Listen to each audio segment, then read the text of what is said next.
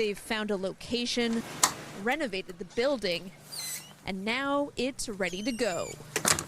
Here is the first office that we would like to open. Actually, we have all the office supplies just in storage right now because we're waiting for the opening date to make it here. But it's a room that is ready to use for doctors. This could soon be the newest healthcare facility in Wentworth North. And the waiting room that is going to be right here. A town of 1,700 in the Laurentians, about 100 kilometers northwest of Montreal, where for now, residents have to drive about an hour away to get to the nearest hospital. The closest services they can have is from 40 to 100 kilometers from their house. The community is trying to open a healthcare co-op, part of the public system, but spearheaded by residents. So quite honestly, the healthcare system is getting the advantage of a community working very hard to put together something that the government just hasn't done in our area. The project started 2 years ago. The community managed to raise $100,000 to renovate the building and buy medical equipment,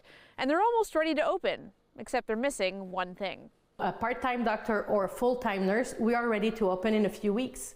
That's really what we're looking for right now. That's all we need. But so far, they haven't been able to find anyone. Quebec is a shortage of physicians and a shortage of nurse practitioners. That's our biggest issue at the moment. Edward Smith is with a federation of health co-ops. He says right now there are about 40 clinics like this in Quebec that handle around 320,000 patients, usually in remote areas. I wouldn't say it's a failure of the system so much as a difficulty to cover such a vast territory. But he says finding staff is a common problem because co-ops aren't allocated resources in the same way as other clinics. If that nurse could ask for a blood test and the patient could take the prescription, wouldn't have to see a doctor. So if this was, and it basically becomes a prevention promotion clinic.